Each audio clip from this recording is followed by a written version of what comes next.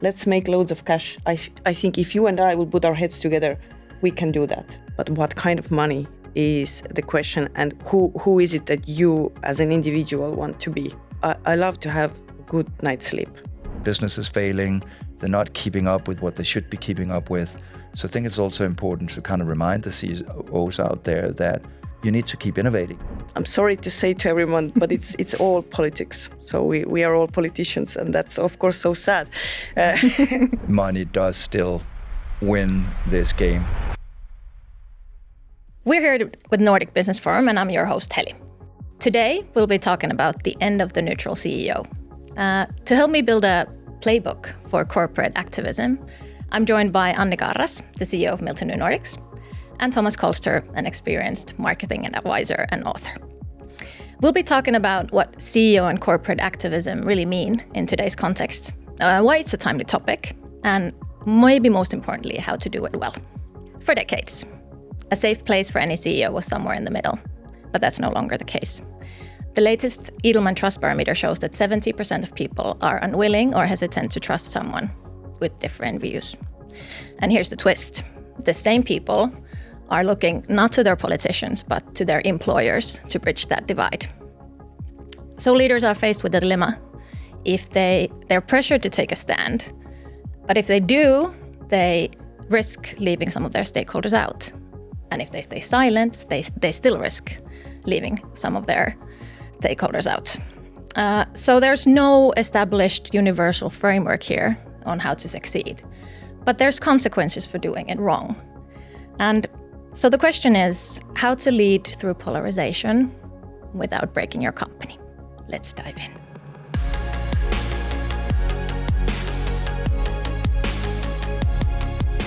I'm here today with Thomas Kolster. You're author of books Good Advertising and The Hero Trap, and you're also referred to as a marketing activist. Welcome to the show. Good to have you. Thank you so much. It almost seems like the most fitting title, doesn't it? Yeah, it's all about corporate activism. Exactly. Marketing activist, yes. That's why you're here. Good to have you here. And Annika Arras, you're the founder and CEO of Milton New Nordics, and also a true expert in political communications and women's empowerment. Great to have you as well. Great to be here, and I think I'm the least neutral CEO, so we can do some activism here today. That's how we like it. And it's a good combination because, Thomas, you are more from the sustainability angle and you have a lot of political experience, and we can get a good show running from here on. Let's start with the basics. Thomas, would you like to share a little bit, like what does CEO and corporate activism, what does it mean in today's world? I mean, it's been an ever-changing topic, to be honest. I think in some cases it does seem a bit like public masturbation, quite self-serving, and the rest of us kind of have to watch it. I mean, my early sort of days witnessing corporate activism sort of started around my first book called Good Advertising. And at that time, it was companies that I think most of us know in the activist space, like Ben & Jerry's, Body Shop, typically big global multinationals that today have become household names in sort of corporate activism. But I think that is quite dramatically changing right now. There's a lot of geopolitical things happening that is changing that scope. But I think also we're growing up, like the territory. So it's almost like we've had the sort of infancy days of corporate activism, and now I think, as you touched on in the intro, we're seeing its limitations, and I think that's a good thing. Well said. Do you, Annika, have anything to add? How do you see it? Yeah, it's maybe I will describe a little bit of the journey that I have gone through to kind of define it also for myself. Yeah. I remember like 15 years ago when I did my MBA in Estonian Business School, then we had this professor who gave us a long lecture about Milton Friedman. And he defined in the 70s that, businesses are made to earn money, and any CEO who is trying to do any societal things is considered like a hypocrite because, this is the job of politicians. And then I remember I went to another class, and then there was a professor who said that, well, there is this growing trend in the world that actually companies do need to take a stance on societal issues. I was totally confused. I'm like, which way it is then now? You got the two polars. So it like, but that was like 15 years ago. But today, I think you really can't choose not to be involved, because the world has become so complex that you have to be involved. But the trick there absolutely is that how much to be involved. But over the years, I have come to only one basic conclusion, and that is it's very difficult to live in conflict with your own personal values. So I guess this is where it all starts. Before you build any corporate principles or societal relations, I think you need to look in the mirror first. Like, who are you, or who you want to be? Yeah, exactly. Well said. You were about to say something? I think the challenge is also that there has been this sort of rising expectations, and obviously there are quite big geographical differences between, for example, being in Scandinavia or being in the US or in the UK. For me, compared to the early days of corporate activism, I started seeing some mistakes and I started seeing some failures. And that's kind of why I had to write the second book, The Hero Trap, because when I looked at some of the early companies, like we can take Ben & Jerry's. Ben & Jerry's, I think, was one of those that was a hero of mine in the beginning. But then you start seeing, later, and I think this is your Milton thing, it's almost like good is only as good as the spreadsheet. Because if your activism doesn't really deliver, if it doesn't fit into sort of the structures, the financial capital markets that we're used to, it starts seeing its limitations. And I think this is where a lot of CEOs are really sort of trying to navigate this. And interestingly enough, I think a lot of CEOs today, the reason why this is so high on the agenda, there was a study from Accenture that actually said that more CEOs are pushed out now because of ethical missteps than lack of financial performance. So I think as this topic is sort of maturing, I think CEOs don't really understand how to navigate this. And I think Ben & Jerry's is actually quite a good case for that. I mean, now it's sort of in its own company now. It got spun out from Unilever, so now it's in the sort of Magnum Ice company. For me, the challenge is when you have a structure that has to deliver in the financial markets, but still has to do social activism. How do you navigate that? And it often ends up being a two-headed monster. One says profit and one says do good. So I think that's hopefully the balance that we can dive into today and share some hacks on how to find that. Yeah, very good point. And you mentioned earlier just now that there's a difference between US and maybe the Nordics and in Europe. Would you elaborate a bit on that? Like, how do you see its difference? We discussed it also in our briefing call a little bit. So. Yeah, well, it is different depending of the development phase that the country is, and also I think welfare level has a lot to play in this. Also in this Edelman Trust Barometer this year that came out, the latest one, you can also see that the trust differs between the developing or developed markets and all of that. So we need to take this into account. But when it comes to US, I think taking those positions are way more political than I see in Europe, because the political system is different. So it's very polarized in a sense that it is a two big party system. So therefore, there are companies who are clearly defining themselves as we are Democrats or we are Republicans. Yet we come here to the Nordics and we are used to with a multi-party systems and we have coalition governments. So therefore, if you would take a stance on I'm pro this political angle, then you might have a fragment of clients left after that. So I guess we need to balance more, but we're also a smaller market, so we can't really take such risks in a way. But on the other hand, I think our employees and our customers are way more demanding. So it's a really tough spot to be in. Yeah. And yeah, I think it kind of shows the limitations of corporate activism as well. And US is a brilliant example how difficult that is to work and operate in. I mean, we worked with AB InBev, which is the world's biggest brewer. And a couple of years ago, as some might have read from the news, there was a big scandal around Bud Light. It actually started with a very, very small thing. It was basically a small social media campaign activation. There was this transgender Mulaney whose picture got on one of the cans, and that pissed off the other side of the political aisle, the Republicans. And what's so interesting about that story is really what not to do, because Bud Light is an American sort of heritage brand. It's sort of seen as a brand that could appeal to most Americans. And suddenly, by supporting a campaign, and obviously this little campaign being taken out of context, sort of backlashes, and having a CEO that's not really as good as explaining why that sort of happened. And the interesting about that case is they got hit quite hard financially. The first couple of months, they were down with 25%. But it's also only one of the few cases I know where that is still the case.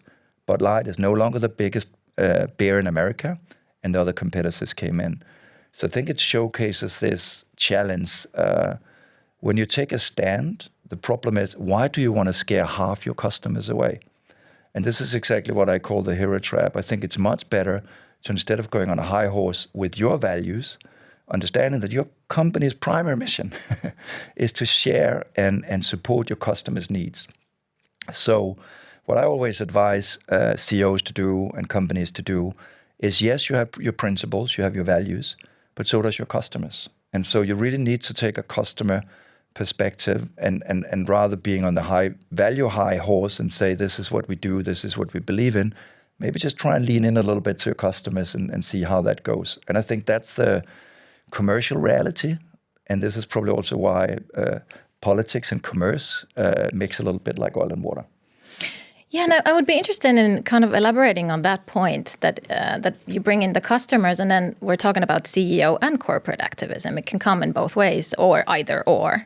So some companies are very CEO in front, and some have it in their DNA, regardless of who's the CEO. And how does that play into the taking also the customers? Because if you do all of it, you do CEO, corporate, and then you have your customers playing, then all of those should be aligned, that it works well. Am I getting somewhere? Well, yeah, you can't really detach the CEO from the company or from the customers. Yeah. But I mean, we can kind of open it all up and forget the marketing for a second and talk about business strategy. I think this is where it starts. I mean, there is no marketing if you don't have a business strategy. And when you build up the strategy, you actually look at the market and you figure out where is your customer. And now the question is, do you position yourself against the competition, or do you position yourself to solve some kind of a societal issue? And I think it's a bit of a different angle where you start. And once you go it from the societal perspective, I think you will have less conflicts later on as well. But we are, I think, right now living in this era where I think the old way and the new way are both there, and it takes time before maybe all businesses are created from this perspective. And I think there is another topic we need to bring in here, is that what feeds the activism? Because we need to go down to the roots to understand what are those drivers. And there are mainly three drivers, I'd say. That there is this material reflection, and then there is societal, and then there is existential. And these are different type of drivers. And I would say as a CEO, deal with material or societal drivers are way more easier, because I kind of know how to fix it, how to be good with people and how to create socially good environment and all of that. Also material, surroundings, offices, everything, you can do that. Also the same to employees, but also your clients.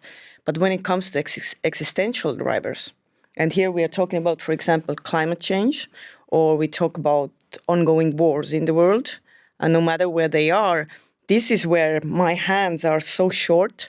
I can't take a position, but I can't solve those problems. And this is where it becomes tricky. And then I don't think nobody cares how your business model is made. Yeah, I think the challenge has been that you've had this thing where you would see a lot of CEOs run around with the SDG pins. It became the expected thing. And I think that really sort of led a lot of companies to embark on this journey. I mean, I've had companies call me to find a purpose. And so on that journey, I think things tend to go wrong, because you have companies who start messing up with issues that they probably in the first place should have kept far away from. And yes, there are sustainability challenges that are high on the agenda, and that takes societal action, but nobody asks, if I'm down and buying a box of cornflakes, I don't need to be faced with climate change or the company's view on climate change. What I need to be faced with is how that relates to the box of cornflakes I'm eating. And this is, I think, where I see the nice middle ground is. And I can give you a very concrete example. I mean, there's a Nordic company called Too Good To Go. It's founded on combating food waste. It's solving a need. I get why they're there. It seems genuine. It's part of the culture. It's part of the DNA. No matter what CEO is there, is going to be able to talk into this. What my challenge is when you then have big resellers that are all talking about food waste, that inherently becomes an issue for me. They say, oh, we care so much about food waste. And then you start looking at how the stores are designed, how it's designed for overconsumption. And so that becomes less genuine and less authentic. And I think that is the thing that we sometimes rush into this. And that's why I feel that where this should have started and where it got wrong was when we don't solve needs from the very onset, we add something to the business model, which is inherently very difficult. I mean, Patagonia, everybody always says, oh, but Patagonia is a perfect example of this. And I'm like, no, Patagonia actually proves the point that mixing corporate activism and commerce is inherently difficult, because for those of you who don't know too much about the Patagonia story, but recently they actually said, okay, we make Mother Earth the sort of stakeholder. But by doing that, they created a structure, a foundation-based structure, so they actually went outside the regular capital markets.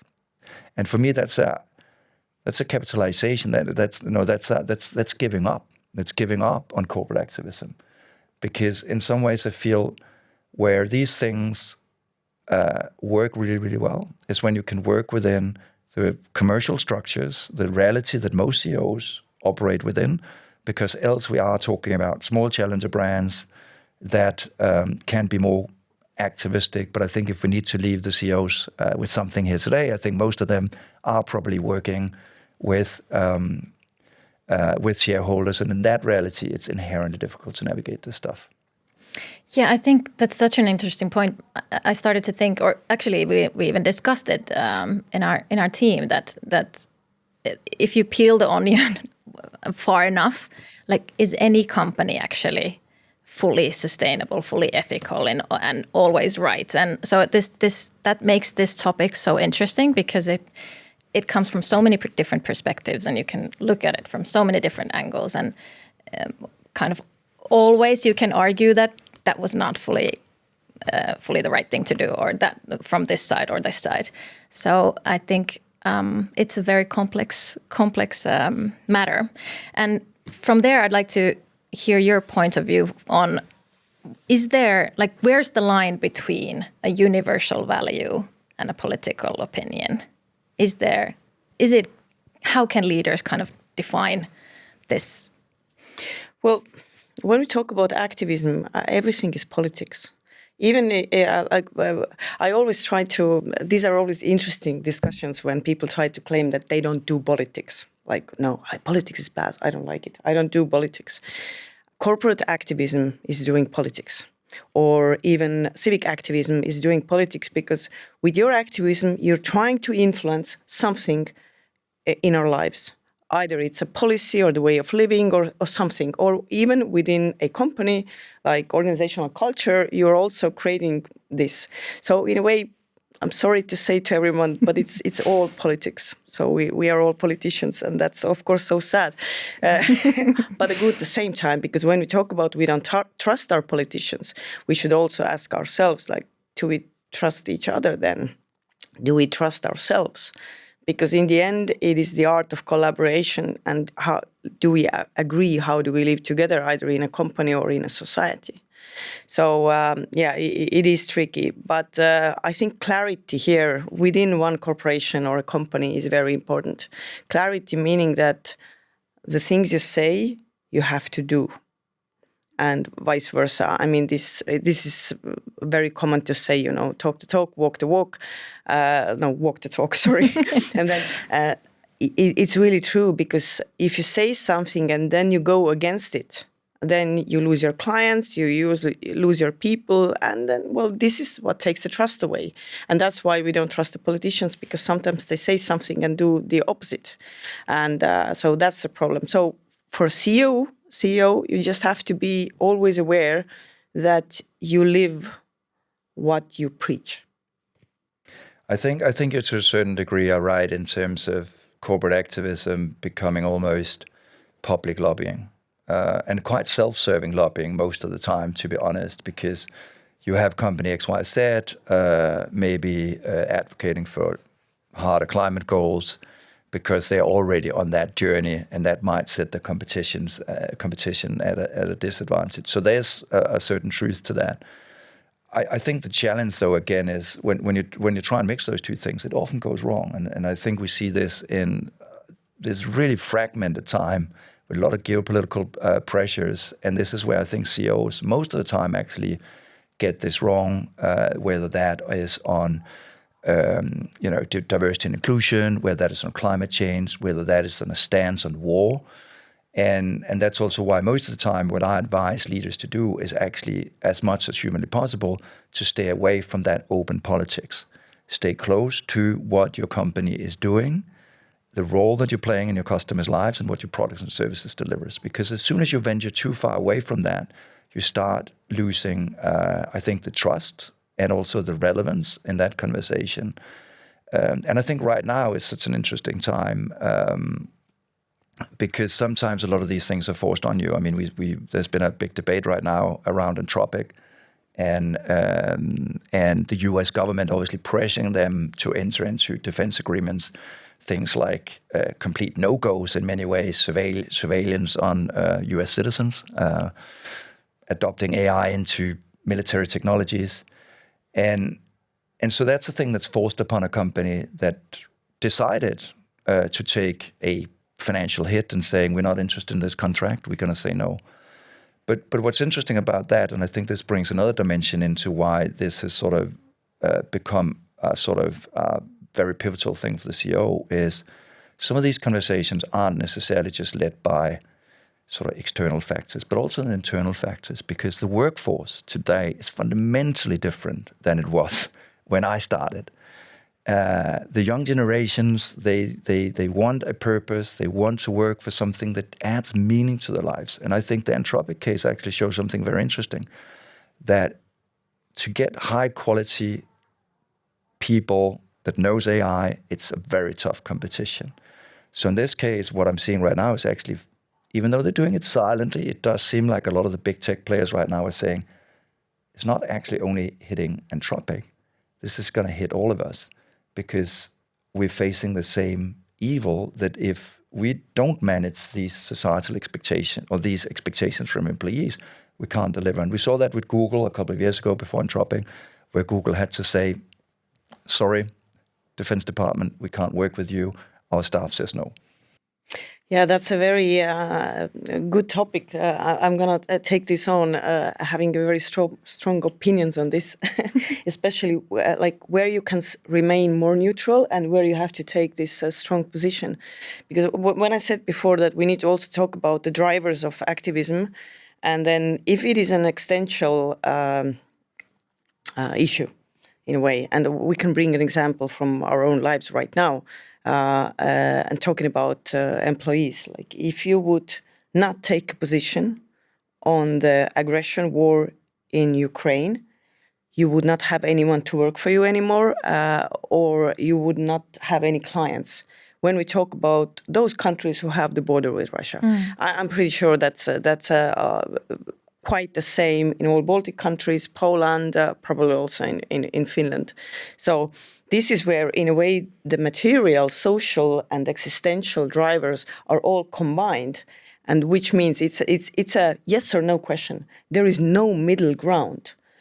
If you would remain in the middle ground, it's not my position, here to take. You just, let's live happily ever after, and I'm just doing my business. I'm sorry, but you're dead after that.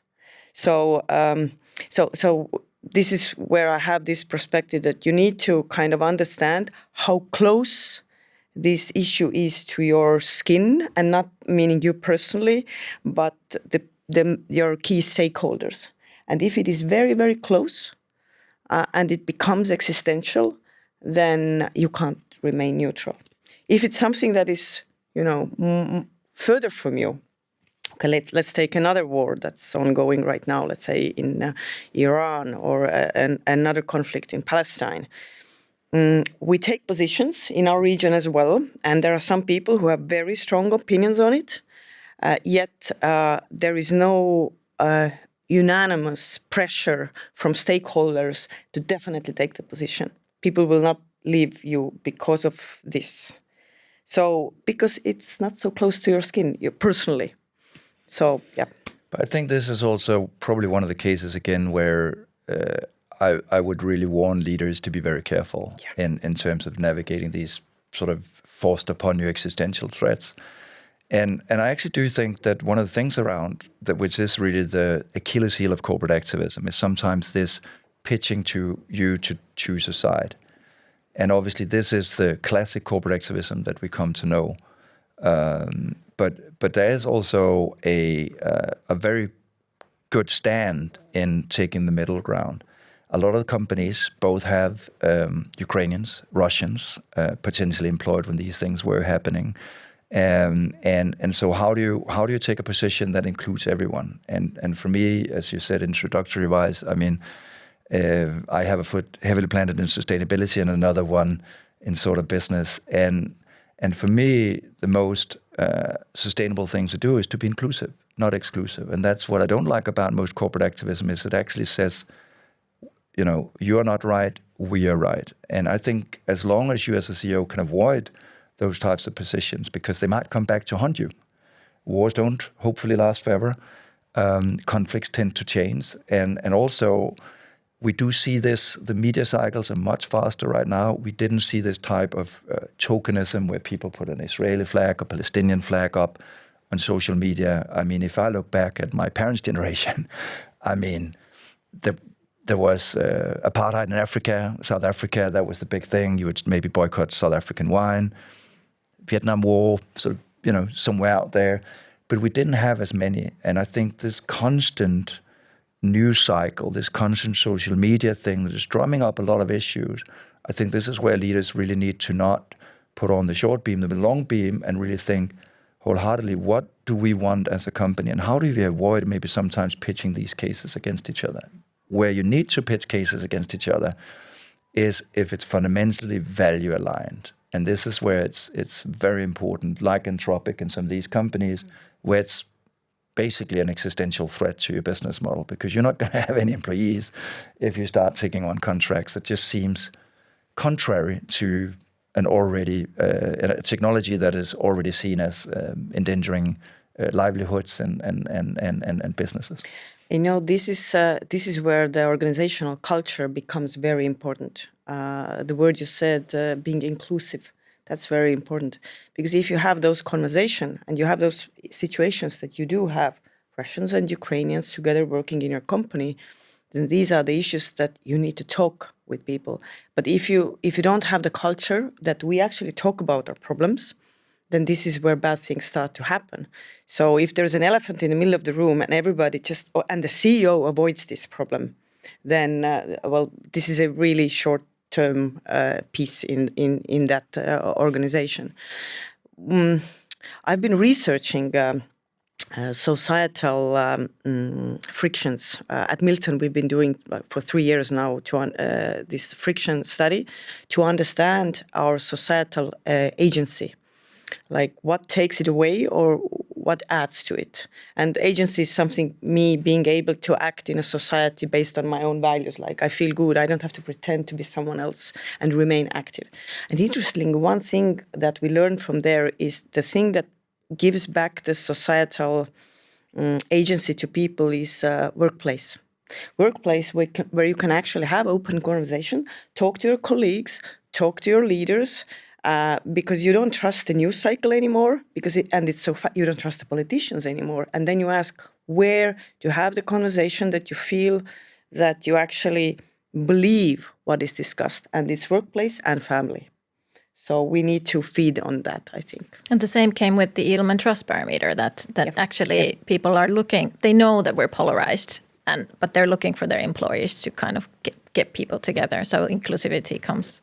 Yes. But I think that's also where most of the time this tend to happen is obviously that in some ways a company is a sort of microcosm of society, right? It represents, many political views. And I mean, there was this thing that happened at the first time when the US president was elected into office, his first term, and leadership at Google did this little hangout and quite openly didn't really appreciate the political direction the country was taking. And that's difficult because you have a leadership who is not necessarily acknowledging the process of democracy. Now we can obviously laugh at that looking back at what happened some years later. But obviously a lot of people within the company also felt that their views and their vote wasn't represented. And I think that's a difficult thing. But where I do sometimes see, and now we're talking more the classic corporate activistic companies, and these are the sort of challenger brands, organizations that are founded recently on a very clear principle. What sort of puts them apart a little bit is that they don't have that same type of representation. It's actually quite similar people. It's a very strong culture. It's a very single-minded culture. And in that way, you can have a much more opinionated leader because we're for them and we're not for them. And in those specific instances, I think CEOs can be much more value-driven. And we do see that with brands like Tony Chocolonely, Oatly, to a certain degree in the early days of Oatly, at least. And so there are some of those companies. And what's interesting about them is that they are actually going after the Achilles heel of big companies. Because big companies can't have as strong positions because they represent many different types of stakeholders, many different types of political views. So in that way, they can use that as their little sling, the little David sling against Goliath. And I think this is where corporate activism can be a really great growth driver for brands who decide to do this and do this really, really well. I can give you an example from the Netherlands at the moment. There's a breakfast cereal company called Heli's, a couple of years old. And what they go after is just saying, if we look at breakfast cereal, it's actually almost candy. There's so much sugar in it. Why don't we go up against that, go up against the big cereal companies? And that's an interesting thing to live for. Healthier children, us all quitting sugar as much as humanly possible.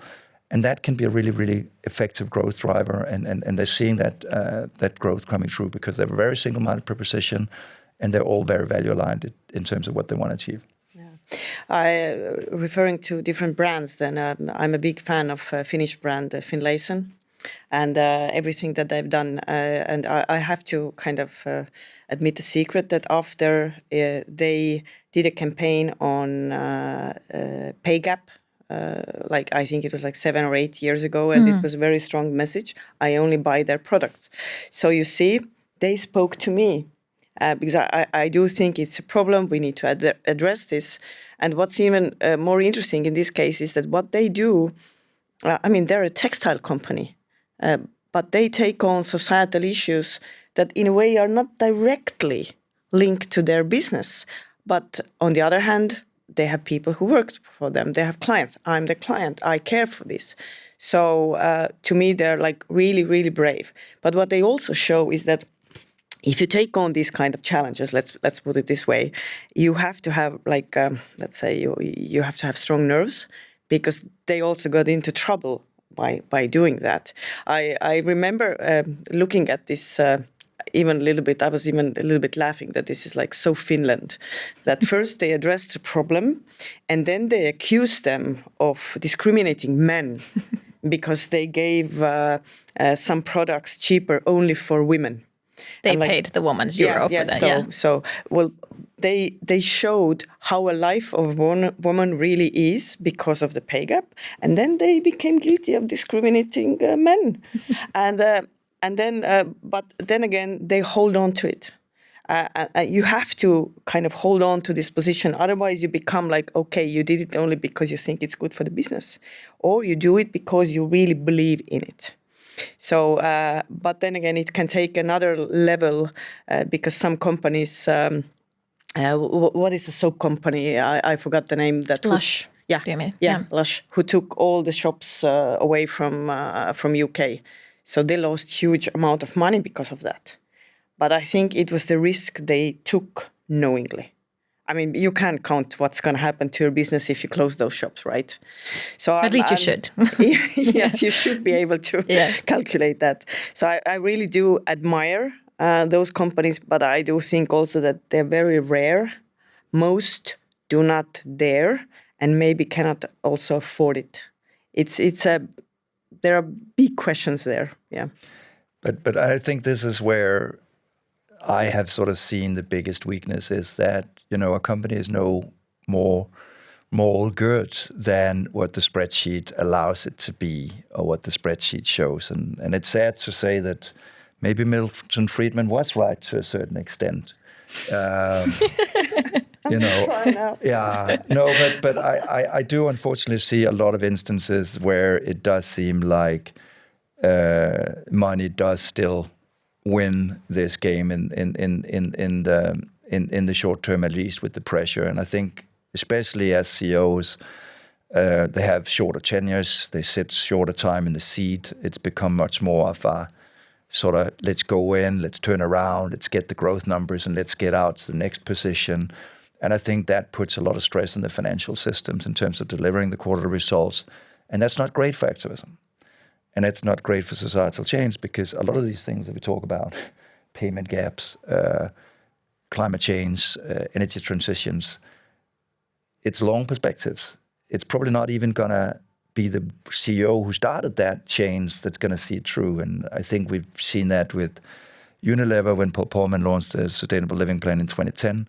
Great ambitions, a company-wide effort. I very much felt so. I was there at the embankment. I believed in it.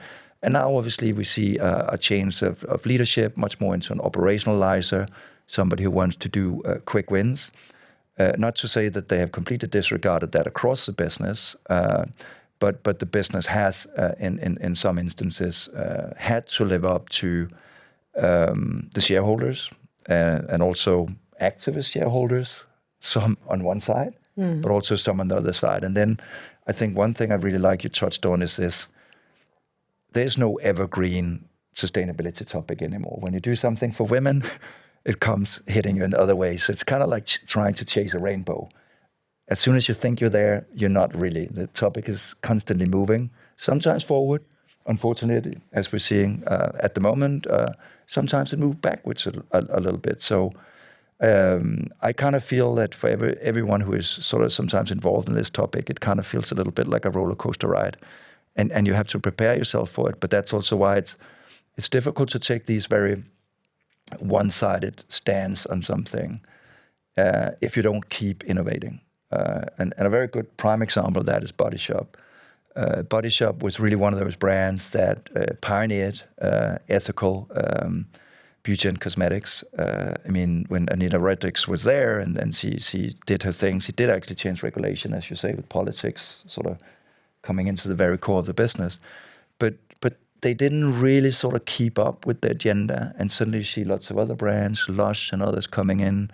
And now what seems to have been a powerful company, an ethical, in some ways, pioneer. I mean, the business is failing. They're not keeping up with what they should be keeping up with. So I think it's also important to kind of remind the CEOs out there that you need to keep innovating. You need to keep your ears on the ground and understand where society heading. And I think this is where your analogy with politics in some ways hold true, right? There's somebody who vote every day with the dollar or the euro or their, Danish crown or whatever it might be for the product that they believe in. And if you don't stay true to what consumers, your stakeholders, your shareholders expect, you'll lose out. And there is also every day someone who becomes 18 and is eligible to vote. And there is a new generation after new generation who has different values. And if you, as a business leader and CEO, do not understand that society is changing, then you're going to be losing. But I want to pick on one more thing that you said before. You said that in short term, money wins, and I fully agree with you, it wins. But I would like every CEO to ask a question from themselves. What kind of money? Yes, it's so easy, short term. Let's make loads of cash. I think if you and I will put our heads together, we can do that. But what kind of money is the question, and who is it that you as an individual want to be? So I love to have a good night's sleep. And it's directly related to what I do during the day and how do I feel about it. So it's a question. Yeah, still line. No, but I think there's, the short cycles, the pressure to deliver quarter results. Well, we put that aside, and I think this is very relevant for what's happening right now geopolitically, where a lot of companies are faced with unprecedented uncertainty. I never experienced that in my life. I think we tend to forget the long-term drivers of what is going to happen, and I think this is where a lot of CEOs still stay true to what sustainability means to the business. If we look at the big mega trends that are shaping society, yes, AI and digitalization is there. It's transformational, but we forget the other mega drivers, and all those mega drivers actually have sustainability in there.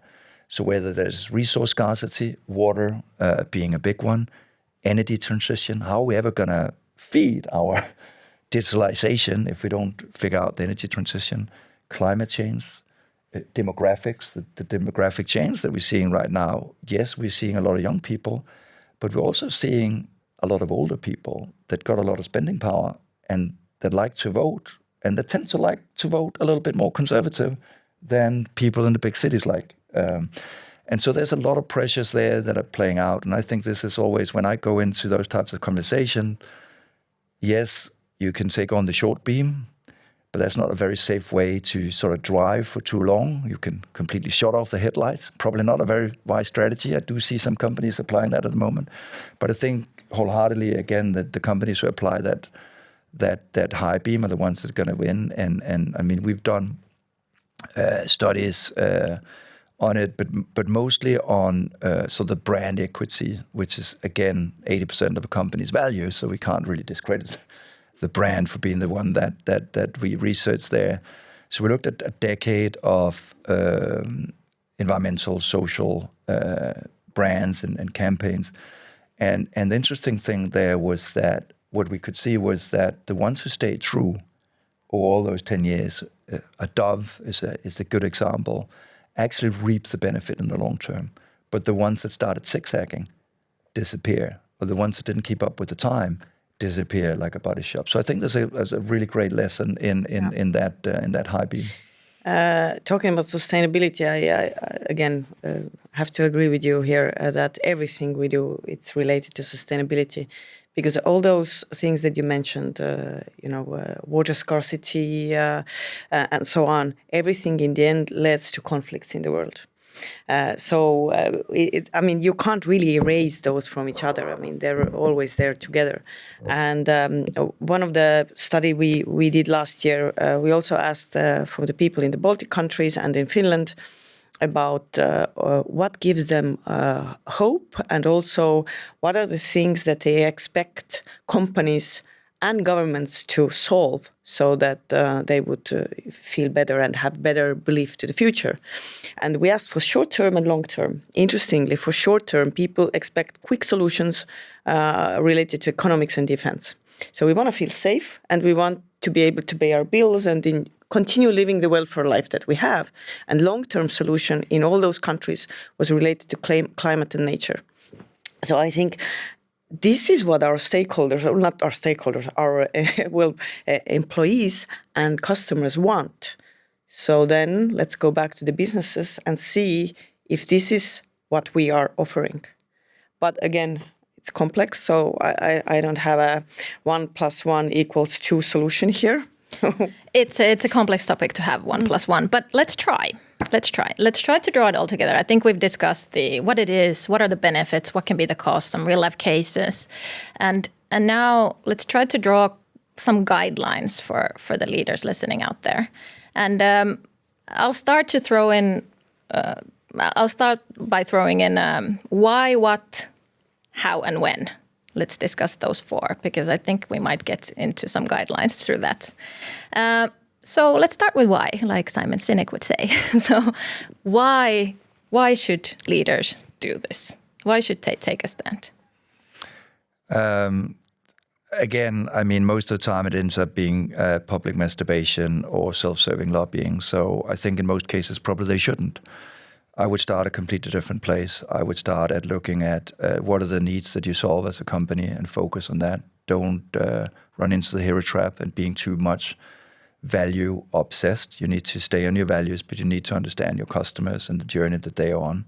So I think always the closure, it can be so easy to be drawn into some of these conversations. And because you have 5 or 10 values, looking at them and, the little value thing, being captivated by that. I think it is really staying close to solving those needs and looking at, 20 years of working in this, the companies that I see have been successful, keep going at it with trust and authenticity are those that stay very, very close to that. The ones that venture out, they might fall out of time because it's not in time anymore. They might go aboard and be too activistic on something. And that's, again, when I said, it's unfortunately no better than spreadsheets. So it's a challenge. I think what Thomas just described to me can be summarized with word societal business design, meaning that you stay connected to what people around you really want and need.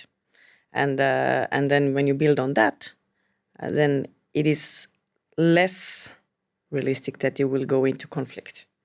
But surely you also need to be aware that you are talking to your customers, not to everyone.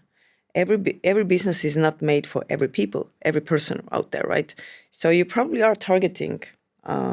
Some do chocolate only for Thomas's, and some do a lemonade only for Annika's.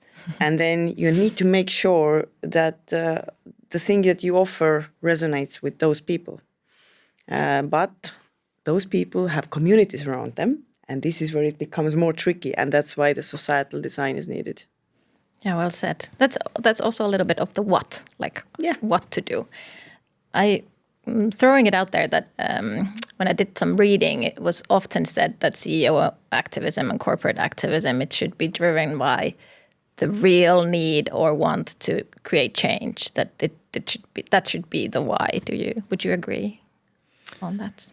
I think it depends on where that change comes from. I think what got a lot of companies into trouble was that you took a recipe that worked really, really well for challenger brands like Patagonia, Tony Chocolonely, and others, and then you apply that to much more complex businesses, multinationals, and others that doesn't necessarily operate in that same environment. And I think this is kind of where some of this got wrong. In its most purest form, it's amazing, and it's a growth driver. And as I said earlier, if you've got a CEO who is value-led, that can be your biggest asset. Just obviously make sure that when that CEO departs the business, that this is a culture thing. And I've spoken to different CEOs for my second book. Daniel Lesebsky from Kind Snacks. It's not a snack company that's so well known in the Nordics.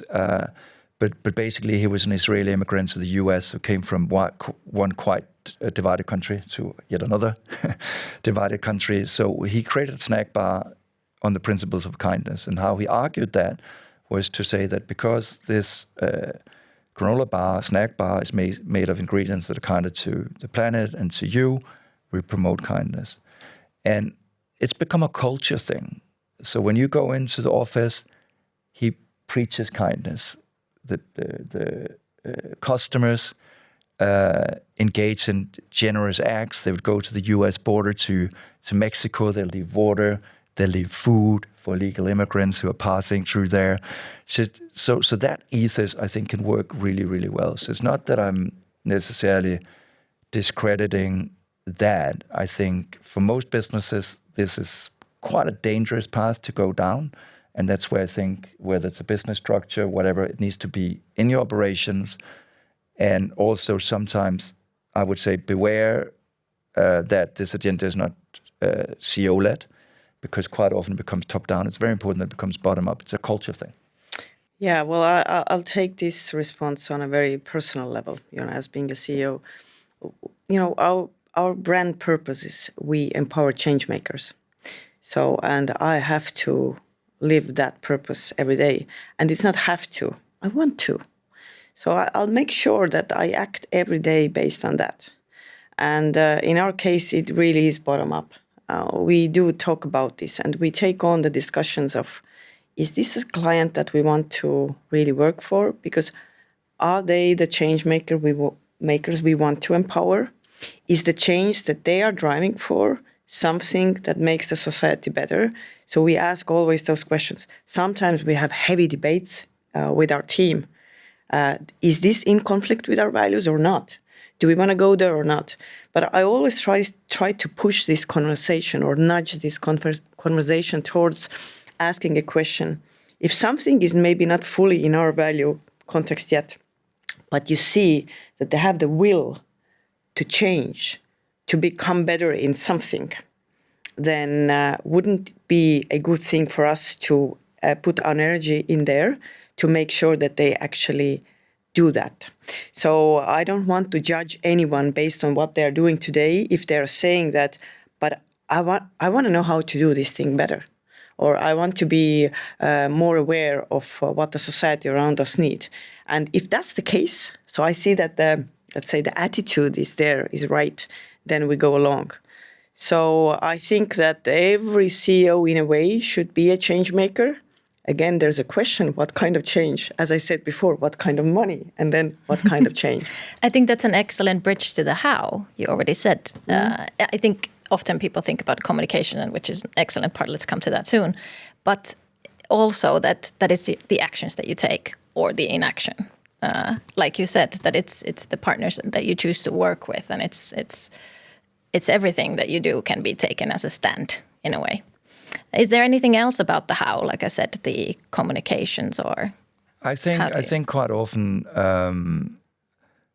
that change actually can come from a lot of different places, and I think that's why it's never really too late to address some of these topics. I mean, one of the classic sort of examples in this space is obviously Interface, carpet company, oil-based carpets at that time. The change didn't actually come from the CEO. It actually came from an internal working group that started asking themselves some questions after they read a book about sustainability and said, hey, wait a moment, our product is made of oil, maybe we need to rethink this. And so I think that sort of urgency for change can come from a lot of places.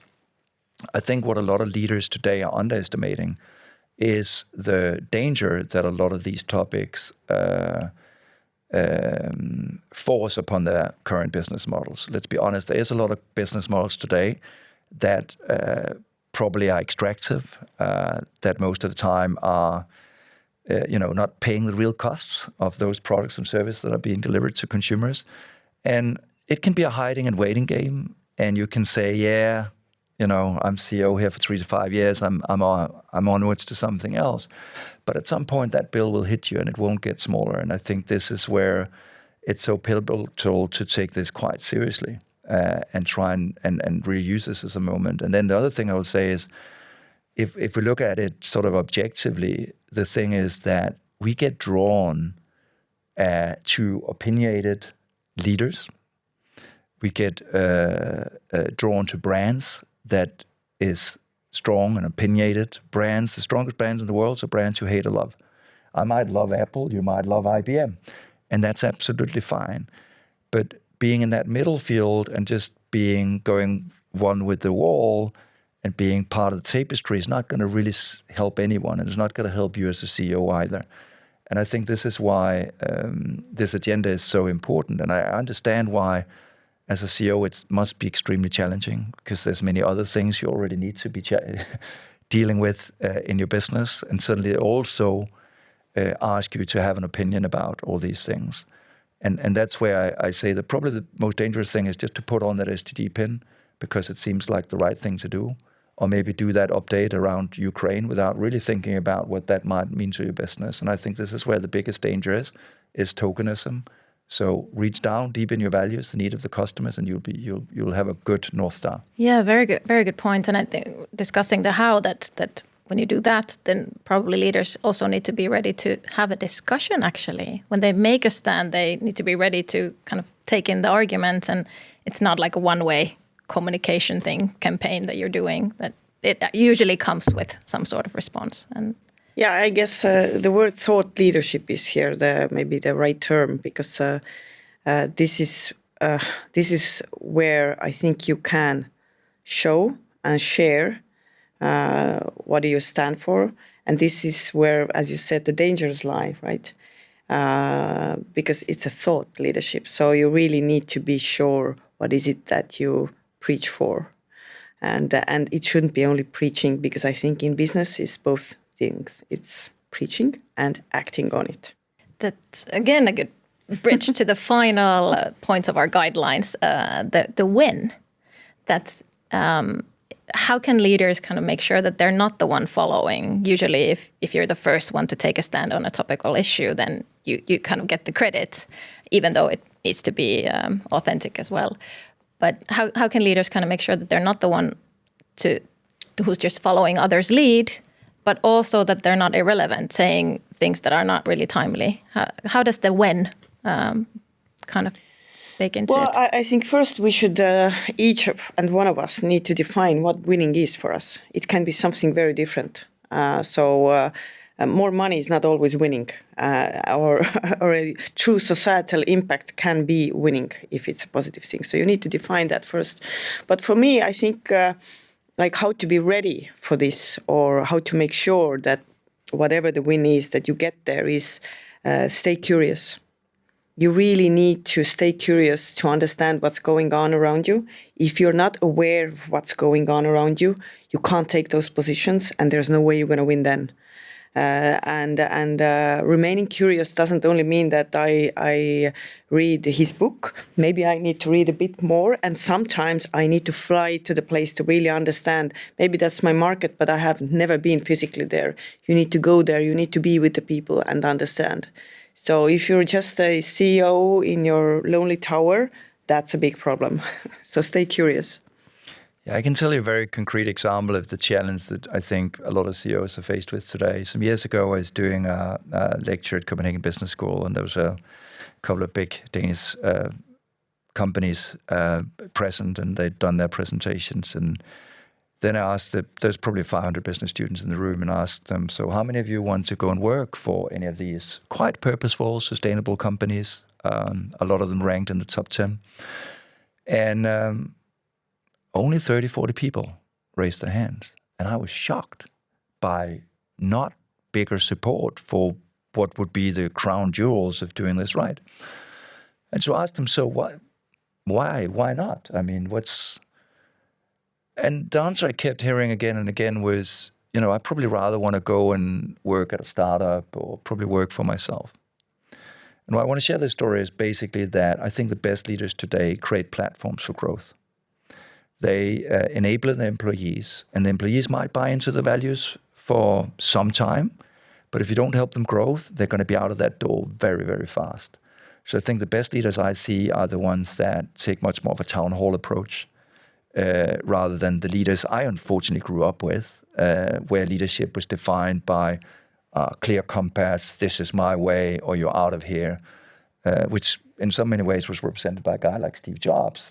It was a very value-driven company, but I don't think that type of leadership actually fits how the new generation operates in the workplace. So go much more town hall, understand how you create platforms for growth. I think that's the way forward to embracing a very volatile and a very fragmented workforce.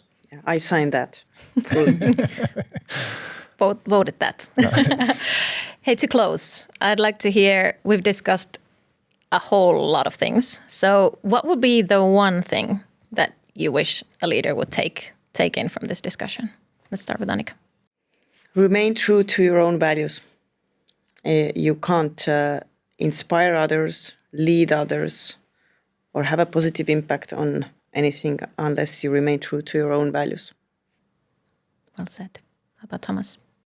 I think you realize that you're borrowing leadership and you're passing it on to the next leader. And so in that sense, you're sort of a captain of a ship. And I think too few CEOs understand that it's not just you who are getting the ship in there in safe harbor, and you need to pass it on. So for me, I always begin with this essential question: who can you help people become? Make sure that what you do as a company becomes an amazing platform for growth for everyone. And if that sometimes means that you have to stick your neck out to defend your ship, your crew, then do it. But just realize that no matter what you do, most of the time, the spreadsheet rules. So just have that in the back of your mind before you take that decision. Yeah, I always tell to my team that whenever you go out there and you fail, you can be sure I will be there and I will protect you no matter what. But then we go back and we have a discussion. What went wrong? So we will all learn from this.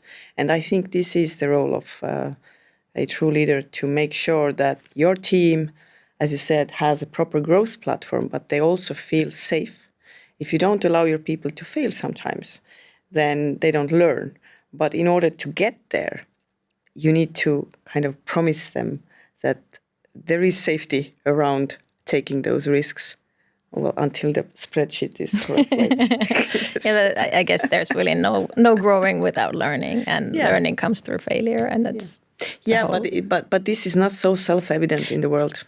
Unfortunately, sometimes we just put people off because we don't accept mistakes. But how do you learn? How do kids learn otherwise? And I think it's a good point to end with. I think if I look at my career, my first book, Good Advertising, it's in the word. It was very value driven. It was very classic activism. It was advising leaders to take one stand and fight for it to the death. And I learned along the way, and had to realize that no CEO, no company is an island, and you need to take a different approach and really think about. To be ready for those failures, to embrace the living, amazing thing that society also can be, and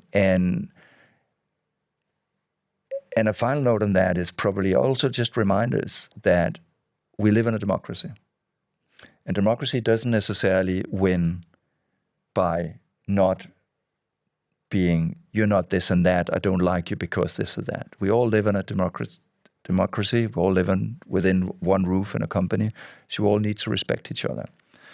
And about a year ago, I was walking in the streets of Copenhagen, and there was this poster from the municipality of Copenhagen.